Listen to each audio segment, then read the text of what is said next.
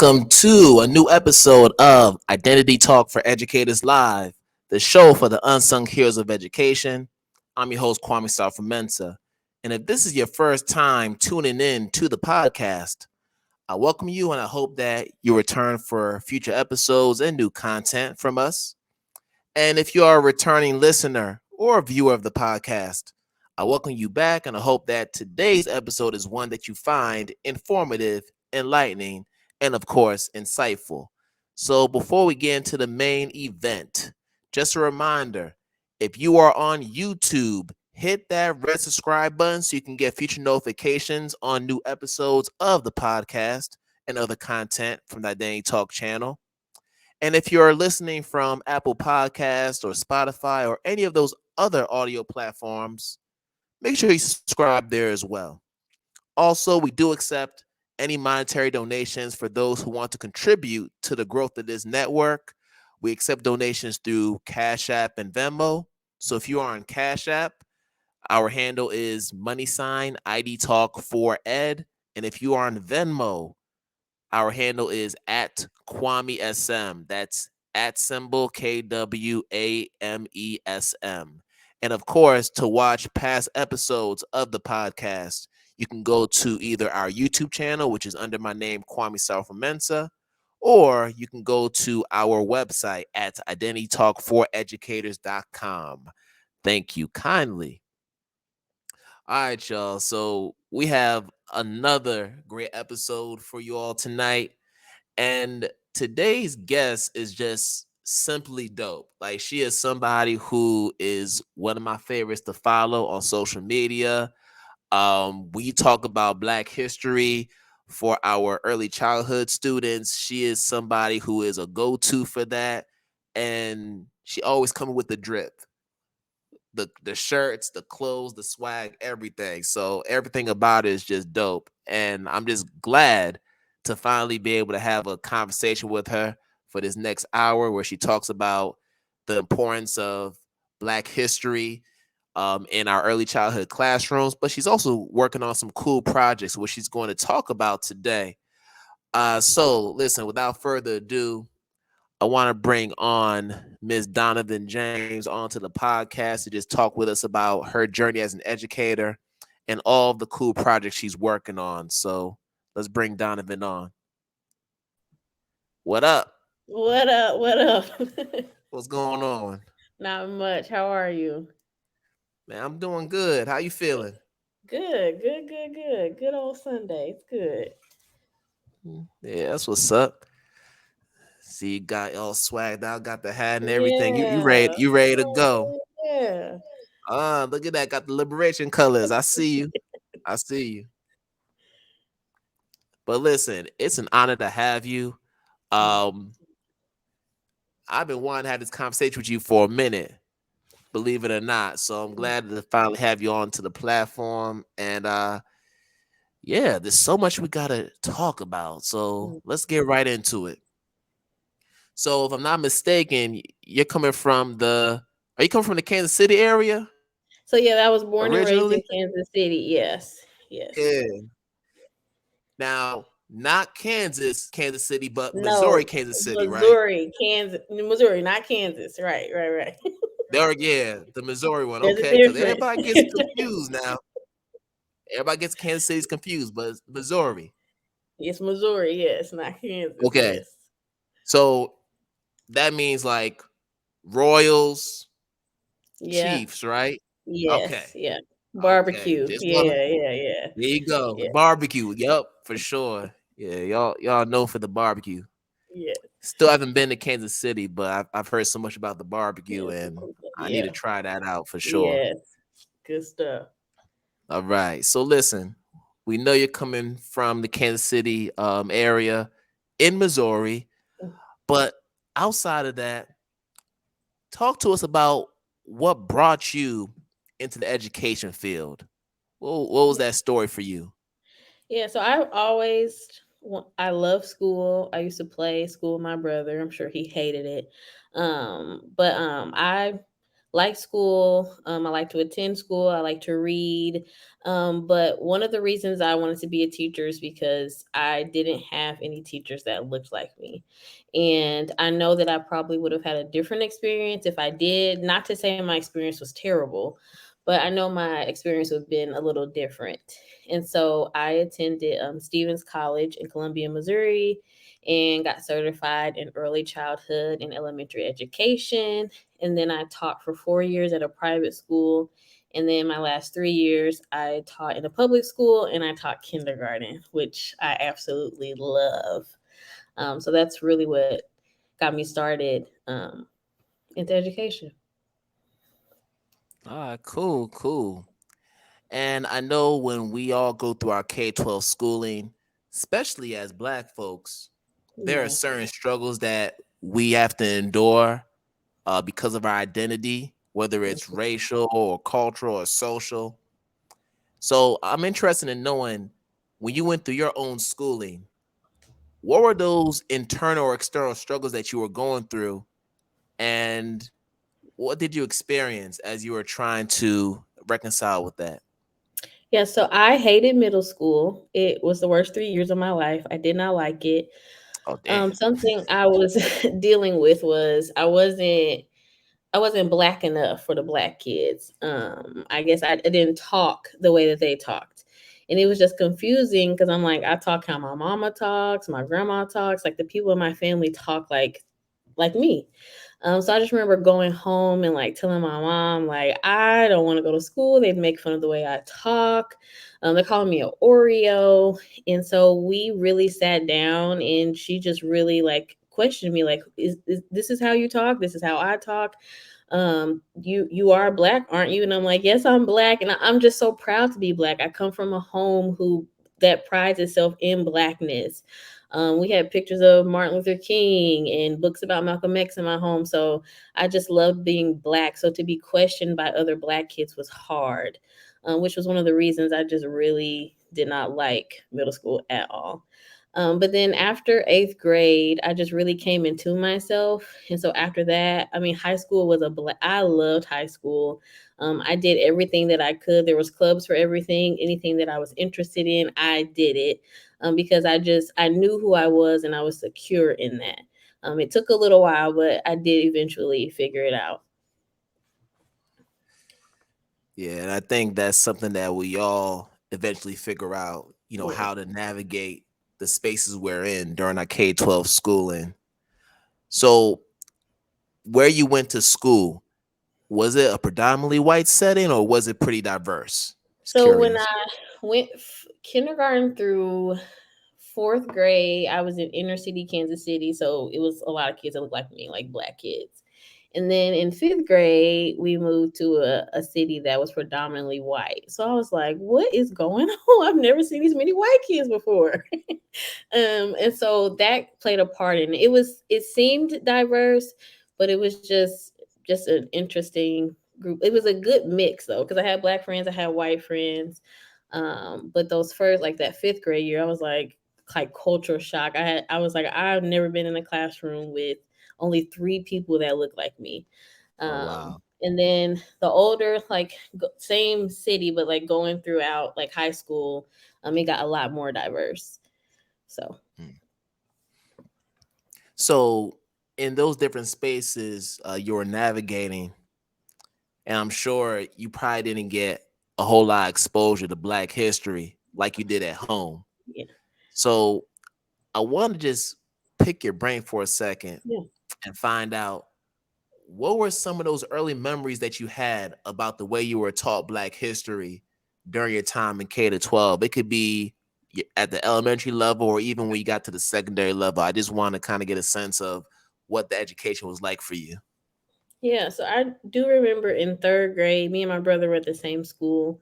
He was in kindergarten at the time, and it was during Martin Luther King Jr.'s birthday. And so he did this speech, and I remember he got to do it over the intercom, which was a pretty big deal. But after that, I don't remember getting any Black history content. I know we did like United States history and Missouri history. You like had to take those classes, but I don't ever remember any Black history being weaved throughout that. It was just very like whitewashed curriculum for sure. Which is one of the reasons that I make it a point to make sure that there's Black history in my classroom, because I didn't get any of that except at home. Yeah, at home, sure, but not at school, not at all. Right.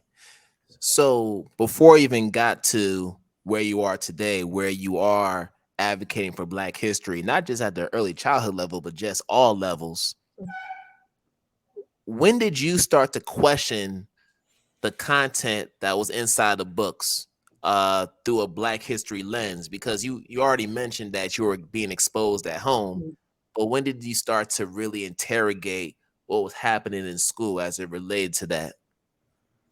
It would definitely be high school. I lived in the library, like love, love, love to read. And I just noticed that all the books that I were reading that I liked, like didn't feature any Black characters. And again, in class, like in history classes, we're not talking about other histories. We're just really focusing on the white perspective of history in the United States. But definitely like the books that I was reading, I'm like, where are the Black people? Like these popular books that I'm reading, I'm always coming to check books out. And even like the displays in the library, like there were never any books by Black authors um, featuring Black history or Black characters like displayed on the shelves, like um, in the library when you walk in, like that's like where they advertise, hey, you should read these books, but those books weren't there. So that's kind of when I was like, this is interesting. For sure, for sure. And in talking about children's books, Mm, because I know as someone who reads a lot of children's books and has researched them, I know you're very familiar with the white gaze. yeah, yeah. Um, Toni Morrison, one of the great authors of our time, talks about the white gaze in an interview that she did. I want to say with public television, but it was about how she herself made it a point not to write in that voice Hmm. because she saw that it was inauthentic to not only who she was, but to just Black people as a whole. Yeah. So when you are going through that process of auditing the books that you have in your library, how do you determine Mm.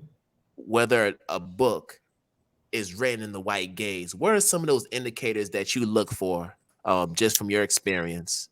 Yeah, so I definitely look at kind of if it's like historical, like civil rights movement. I always look at the time period and see like what is being told. Are we only talking about what white people were doing, or are we making it seem like this was a joyous time for everybody involved? And if that's the case, then this is probably not the book for my kids. And I also look at the author's note. The end pages of a book tell me a lot, especially a children's book. But if the author is able to, in their author's note, tell me like why they wrote this book or more information about the person, more truth about the person, then I know that this is a book that I can use.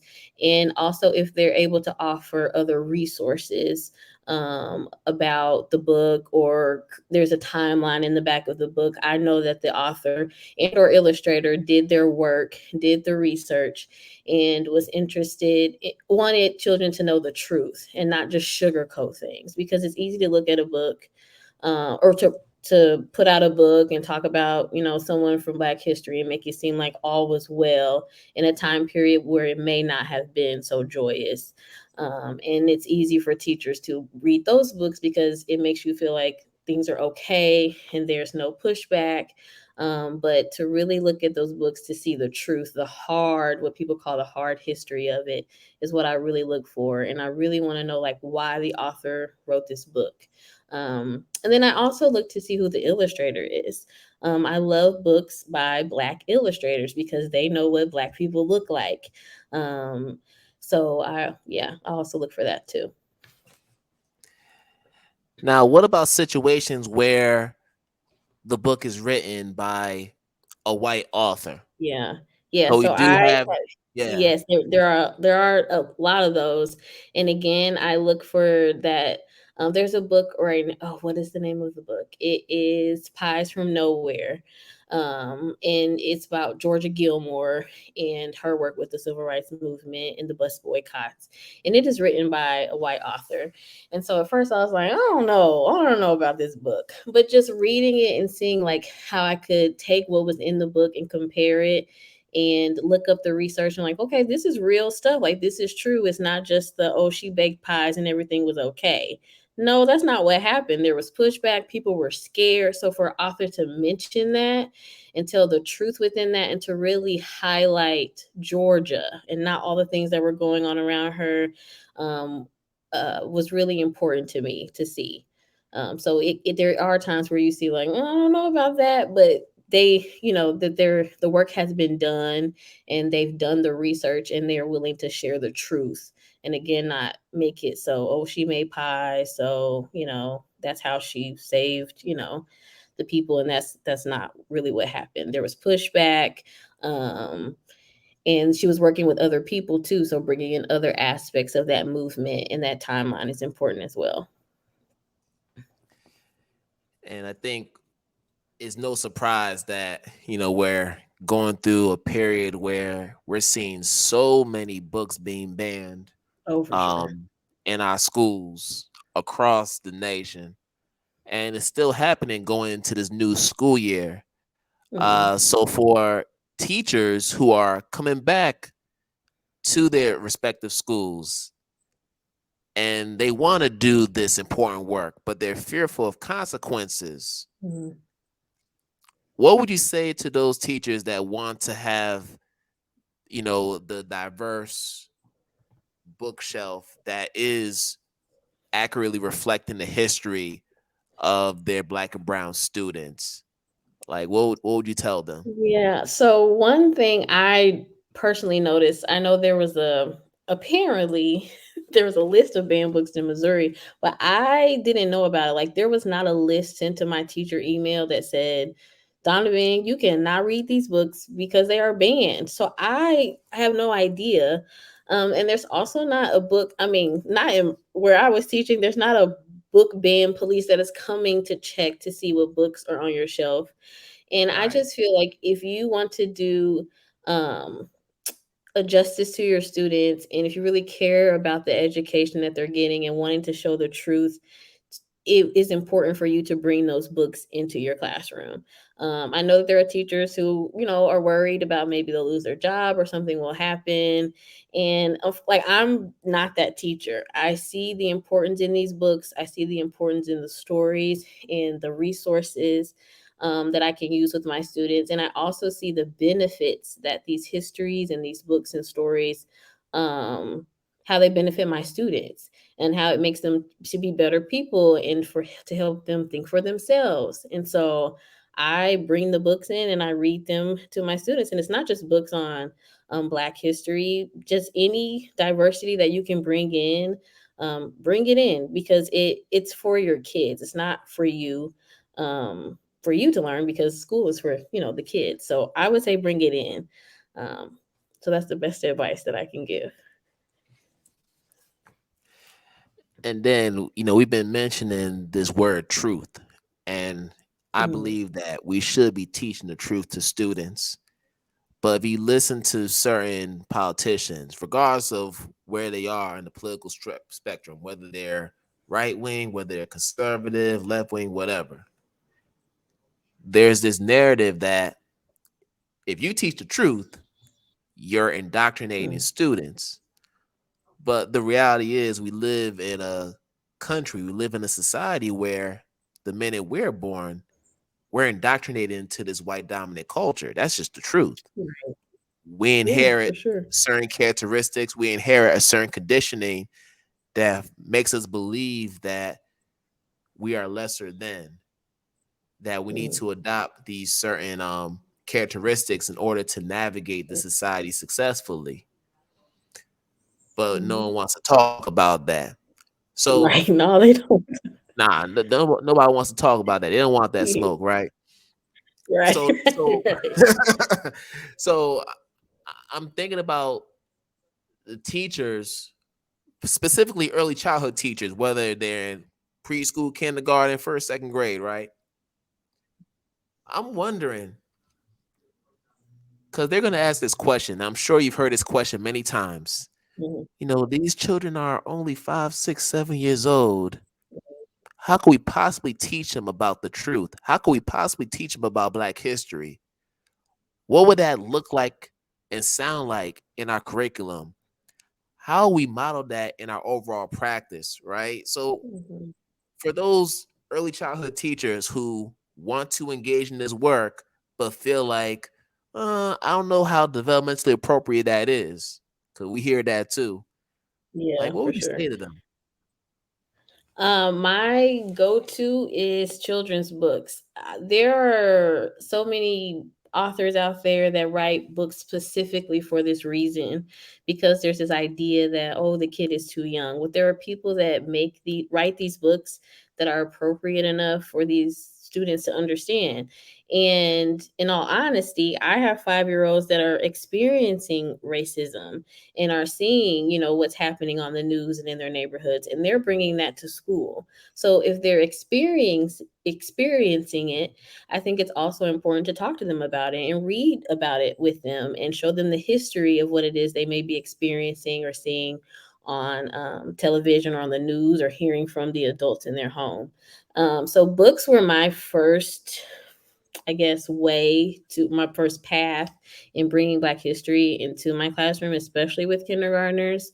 It's just easier to, open a book and read some information, and those questions that they have naturally come. They want to know more, helping to provide, more resources on a subject you might be talking about. I know with my kindergartners, we did a social studies unit on history, then and now, past and present. So they had to be able to distinguish between the two. So there were so many books that I can bring in. Books by Carol Boston Weatherford are perfect to bring in for kids, because it's history that they can understand. And some of it may be like, oh my gosh, like I can't believe that happened, but kids are able to digest that and think about it and talk about it and process it if you give them the time, which is also important. So there are ways to connect Black histories to your curriculum in a variety of ways, and I would do that through books for sure, especially for early childhood. So, I also know that you went ahead and started your own Black History Club because you're Yes. so passionate about this work. And I know this is something that you probably always wanted to do, Yes. and you just needed the perfect space to go about doing it. So I want to give you a chance to talk about the Black History Club. What is the main objective of it, and what do you hope that students and even teachers can gain from that experience? Yeah, so the Black History Club, my best friend's mama asked me to talk to people in her community about Black history with children. And so I did kind of like a presentation with a lot of people from the community in Kansas City, and there were a few parents there. And so one of the parents asked if I did Black history tutoring. I was like, no, I don't do that. But I have been really working on starting this club for kids that they could come and learn about Black history.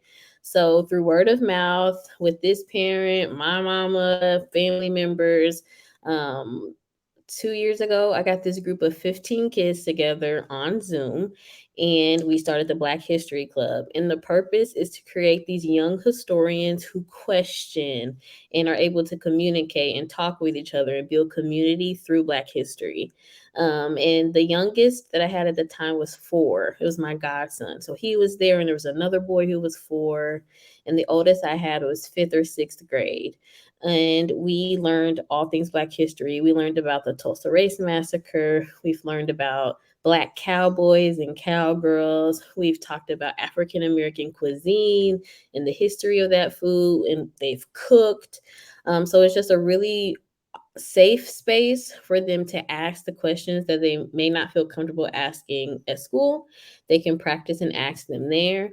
and they have just become real historians. I've heard stories from their families about them going to school and asking their teachers, like, well, why aren't we learning about this? And I learned about this in my Black History Club, I heard this.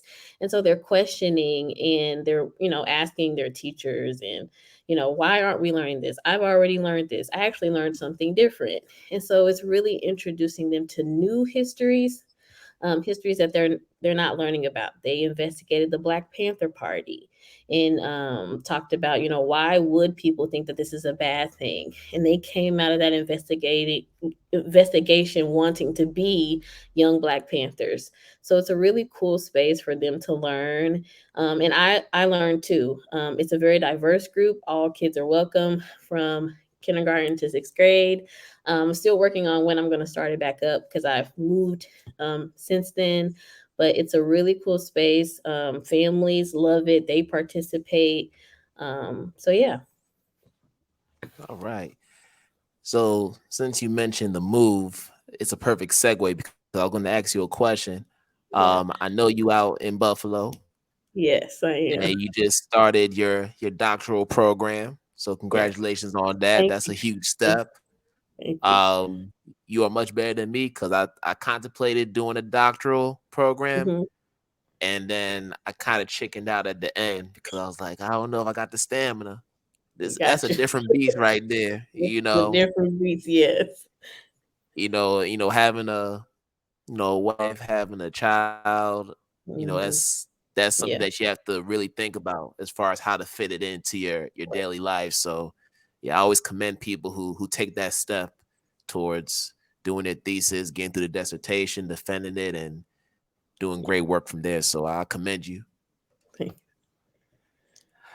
So in your program, what are you studying? What's your Yeah. focus? Yeah, so I actually I want to research and focus on, of course, Black history in the classroom and how to support teachers. I know that there are teachers doing the work.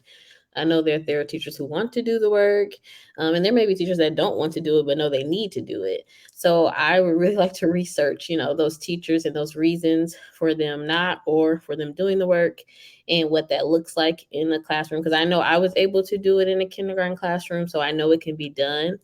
And then I'm also a fellow for I'm at University of Buffalo, and there's the Center for K-12 Black History and Racial Literacy.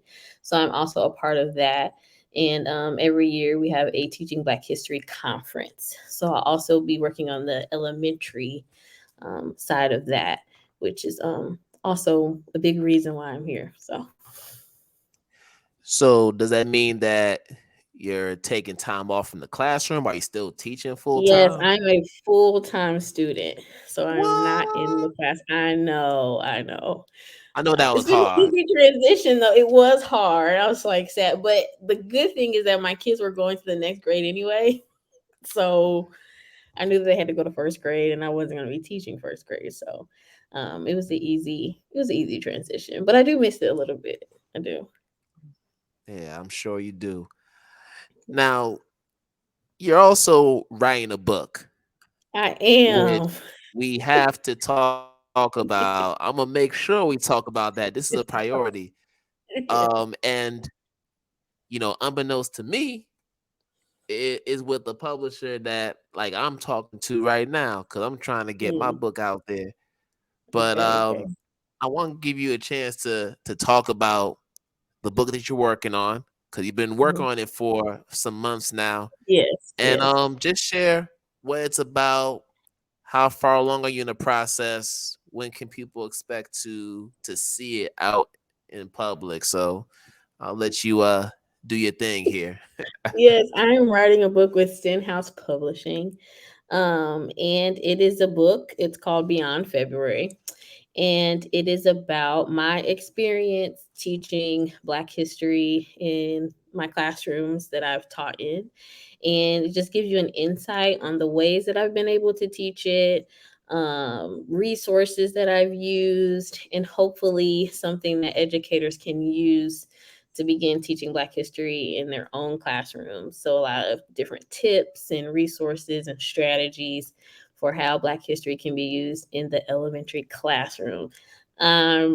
I would say I'm pretty far along in the writing process. I don't know what my editor, Cassia, would say, but I think I'm doing pretty good. I have a few more sections to continue writing, and then we'll go on into the next process of editing and making sure everything's the way that we want it to be and revising. So, yeah, I feel like I've been writing for quite a while. Yes, I have been. So, look out. I don't know when it'll be coming out, but I will let y'all know. Yeah. I will definitely let y'all know. No, and I know how that is. So it sounds like it's still in that developmental stage, Yeah. but it sounds like it's close to being in production. So Yes. that's a great thing. You know, that Yes. manuscript is a beast. You got to make sure that it's on point before Yes, you it gets do. into that Yes. next stage. So I Yes. definitely understand where you're coming from with that. Yeah. Now, before we get to the lightning round, I want to give you a chance to just share any words that you want to give to teachers going into the school year, because I know you're not, going to be teaching this year, but there are a lot of teachers who are going back in the classroom in the midst of some really difficult circumstances. So, Yeah. if you have any words you want to share, I'm gonna give you the floor to do that. Yes, my I don't know if it's advice, encouragement to you is, first of all, get to know your students' families. That was just a big part of my being in the classroom. Like, I wanted to know where my kids were coming from every morning, who they're living with. So just really um building community with those families and getting them involved, and make room for laughter. I know there are some teachers that can be like so serious, and I get it. Like, you are here to do your job and to teach, but kids do some silly stuff. So just allowing them to see you engage with them in those silly moments and laugh with them. And as I always say, when people choose not to teach Black history, they do it on purpose because there's so much room for it in your curriculum. And books are such a good way to bring those histories in. But good luck to everybody. But remember, to that community is super important, because it's really hard to teach a kid who is just not feeling it. So, building those relationships, making sure everybody's fed, because you can't teach a hungry kid either, making sure everybody's well Right. rested. Sometimes we have to get off that straight line of like, I'm just here to teach. Like, if somebody's tired, you're gonna go lay down. So just making room for that, making space for that, and just really making your classroom a safe space. Cool, cool. Appreciate that advice. Hopefully, people take heed and apply that to this next school year. Yes. So now we enter the lightning round. So we have a Okay. few quick hitters to close us out. First question I love to ask my guests is to have them share their favorite self-care activity. How are you taking care of yourself these days? My favorite self-care activity is shopping. I don't do it as often since I moved, but I do like to be like purposeful and buy something from me. It's usually books. So anytime that I can buy a book, that is self-care, because I do love to read, and I do love books. All right. If you can give an estimate, how many books do you currently have in your library at your home? Here, because I got books everywhere. I got books in my mama house in Kansas City, and All I right, got let's books start here. with your current space. Here, I don't know, maybe 50. I don't have that many here. So maybe 50. All I right. couldn't bring them all. It would be too heavy, but yeah, it'll definitely be more if you ask me in a couple of months. Okay, okay. Now, are you a thrifter? I am a thrifter. I do like to thrift. I've heard the thrift scene here in Buffalo is pretty decent, so I'm gonna have to check it out. All right. I could tell, like I could tell by the fits. Like, okay, Yes, she's definitely a thrifter yep, because this you is know the how to thrift you know how kid. to Yeah. put things together. You make the accessories work. Um, I used to thrift a lot when I was living in Philly. There was this Mhm. one spot where they just had some of the coolest, unique Mhm. accessories, and you just had to find that right tie. Yeah, Like like I found some plaid pants and I said, okay, I ain't love a nobody black rocking man. this. Yeah, I gotta stand out with that. You yes, find you do. so many hidden treasures in thrift stores. It's Yes, amazing. you do. Yes, Yeah, I haven't done it in a while, but whenever I get the opportunity to come across a thrift store, you better believe yes. I'm trying to find something that's gonna Something. stand You know, out. it always pops Something. out at you. You always find something. Yeah, absolutely. What book are you reading right now? Ooh, what am I reading right now? It's right here. I am reading Fugitive Pedagogy, Argue What's Nice. in the Art of Black Teaching. It's very eye-opening. Yes. So by Jarvis R. Givens. As you can Yes. see on my notes. Yes, it's a really, really good read. All right. Shout out to Jarvis Givens. Yeah. I actually got a chance to meet him Oh because he no. was out in Harvard. Because I used to live in Yeah. Boston for a number of years and actually bumped into him at a cafe. And this is well before he was working on a book. He probably was working on a book at that time, but Mm, yeah, it's a cool brother. yeah. Definitely a Yeah. cool brother. Cool book. If you can invite three influential figures, dead or alive, to dinner, who would they be? They would be Malcolm X, Madam CJ Walker for sure. And I would love to have dinner with J. Cole. I think he's so dope. One of my favorite rappers. So I would definitely, yeah. Malcolm X, Madam CJ Walker, and J. Cole Oh for man, sure. I love J. Cole. Shout out to J. Yes. Cole. So Um, do you have a favorite album from J. Cole? he had, and I can never remember the name. He had a mixtape, and there was a few songs on there. I don't know what it was called. It's like definitely a basketball term, but I cannot remember the name of it. But it was a, I think it was Blue. I remember it was a mixtape. Oh, I know what you're talking about too. It's like a basketball term, but I can never find it. But Cause yes, he had a mixtape. I want to say it was called Friday Night Lights. yes, maybe it was. Yes, he did have that one. And I feel like there was another. Maybe it was on Friday Night Lights. I don't know, but his mixtapes. Oh yeah, dope. Yeah, yeah. It's so funny because now he out here, playing basketball, Yes, which is oh, it's kind of dope in crazy. itself. Yes, I actually found out that he was the cover athlete for NBA I 2K23. saw that. Yes, I I was saw like, what? Okay, that. okay, Jermaine. Go Go ahead, ahead. Jermaine. Yes. All right. Here's my second and last question. Okay. Who would you like to see as a guest on this podcast? Oh, I don't know. If she's been on here. Alexia, the dancer teacher. Has she been on here? No, I've not had Alexia, but I love her. I would love to see her on here. yes. Yeah, she's so Nah, dope. Yes. she's too dope. Yes, she Yeah, she's is. actually on my wish list for sure. Okay. Yeah, so I gotta get her on. Yes. Yeah. I would I love to. have so many people I'm trying to get on, but I can't I'm imagine. getting Yes, I'm sure. I'm getting through that list one person at a time. Yeah. One person at a time. But Donovan, listen, thank you so much for coming No, on thank to the you. podcast. Nah, this has been cool. But I want to make sure you have a chance to share with our listeners and viewers how they can connect you on social media. If you have a website that they can connect to you with, you can share that as well.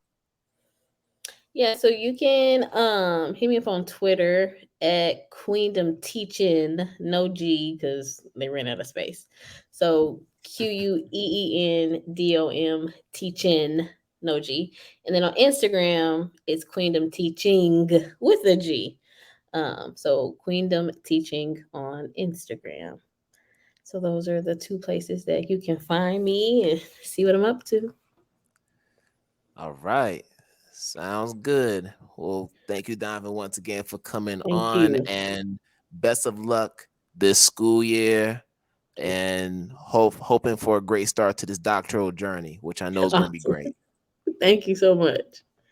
All right. Take care. You too.